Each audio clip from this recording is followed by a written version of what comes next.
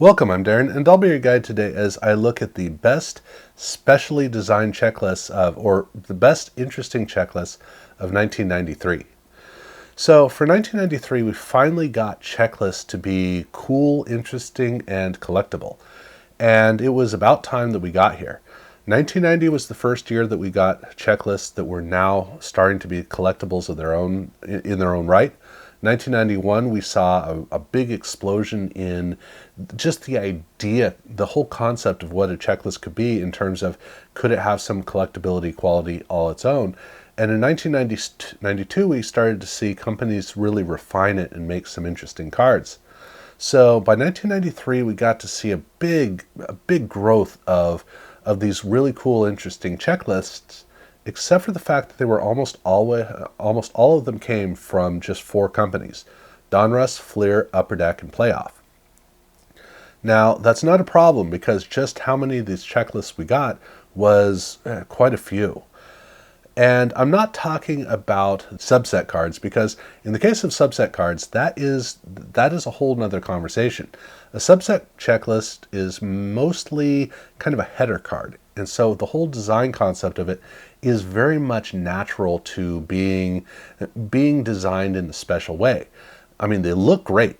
The checklist cards they did for mainly with Upper Deck subsets really do look fantastic. But I also don't want to get into team cards because team cards also they're kind of naturally a space for really cool, interesting designs.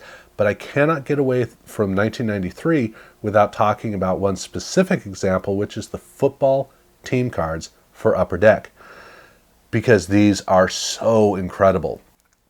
These cards all have a photograph that has been artistically altered, and my word, they look awesome. Really, really cool.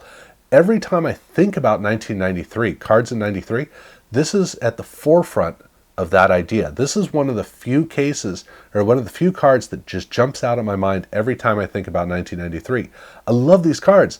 They have a really tight action shot of the player that just takes up the whole card, and then such rich colors make the whole card stand out as one of the best pieces of art on cards in history. I mean, across the span. Better than anything that Perez did. It really stands alongside the Pro Set Super Bowl art. I mean, that's where this is at. It's that impressive. And oh man, I love these. And I guess at some point I need to do a ranking of art on cards. I mean, I certainly need to do one of the entire run of Perez and see which years that he did the best card or the best art for the Donruss Diamond Kings. But regardless, across the board, I need to do this at some point, and this is going to be high on the list. But like I said, these are team cards, and because they're team cards, it's an entire subset, 28 of these, which just makes it even better. There's so many of these. But again, we're here to talk about main set checklists. So this isn't a part of that conversation, but where we do start off the conversation at number 6 is with SE, Upper Deck SE. This is a basketball set that was used basically as a trainer set to practice what they wanted to do in 1994. They were practicing their parallel cards and the overall design. And the design for SE was kind of clunky.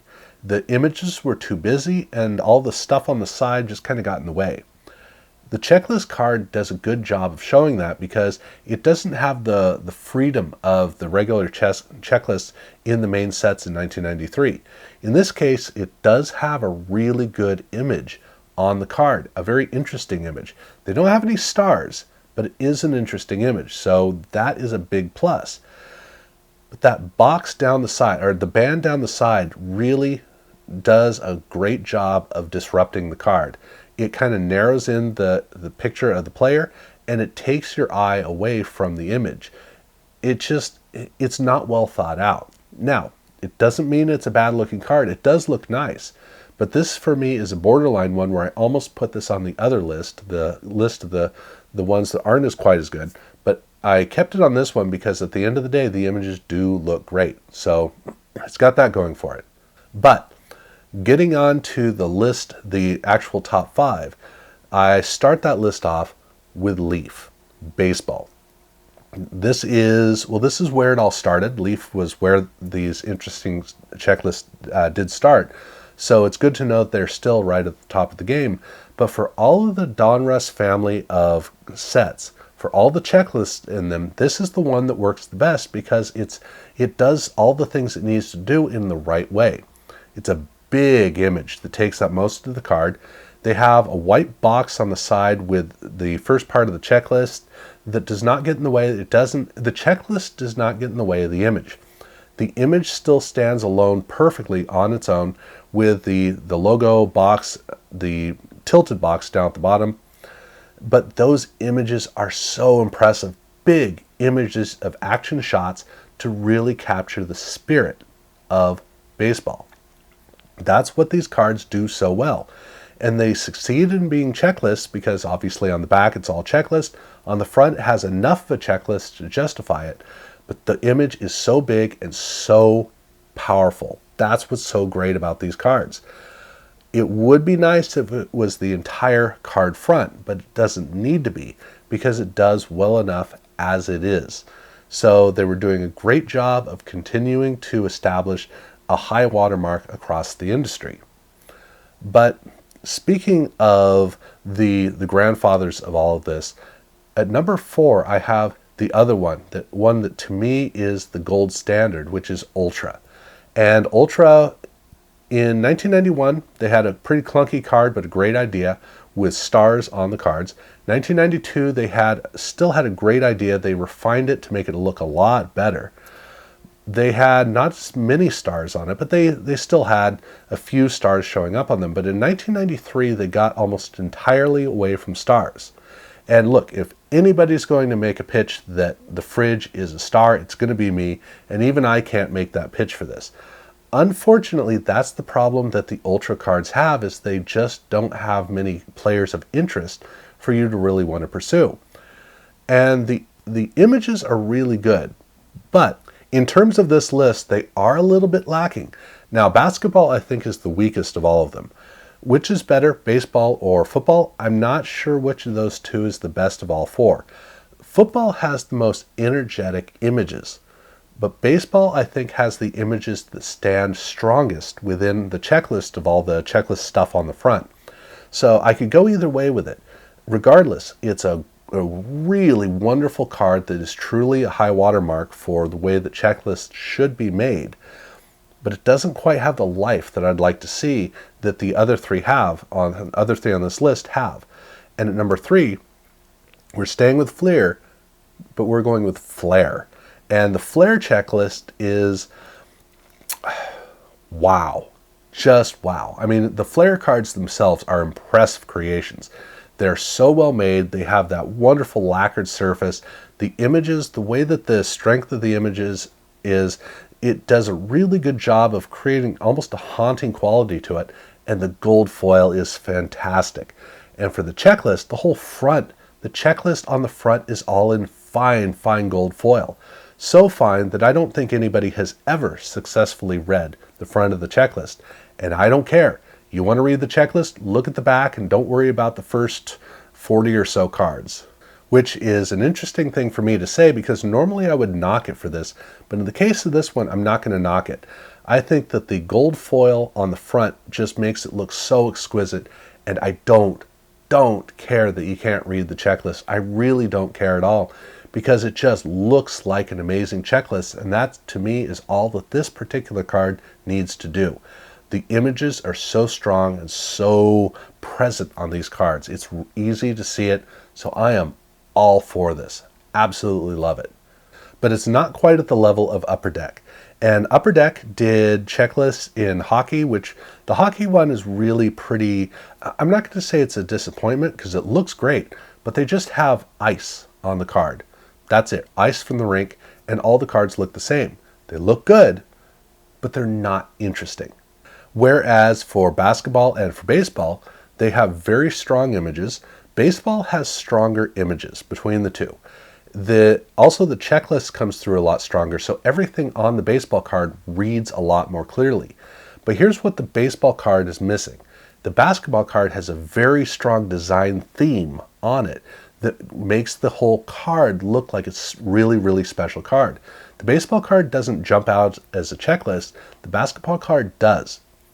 So even though the basketball cards, the images on the cards and the players on those images don't tend to be the strongest, the card itself, every time I look at it, I go, man, now that's an awesome checklist. Because it is. It absolutely is. I would love for them to have continued the tradition that they did in 92 where Jordan was on all the checklists. Do that in 93, that would be great. They didn't, so it's more of a variety, which is fine. There's nothing wrong with it.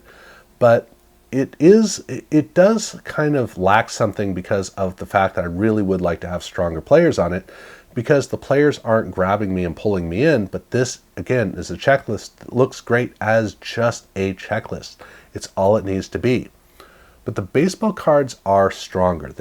I think they have stronger players on them. The cards read a lot stronger. And so it does a whole nother job. And to me, I can't decide which one is better because they both do a great job of equal opposites. So between the two, I mean, this is about as good as it's going to get. But about is not as good as it's going to get, because you want to find that, you go, well, with Upper Deck, but you go with their Pro View cards. And the Pro View checklists are 2 cards. And I mean, yeah, do I even need to say anything?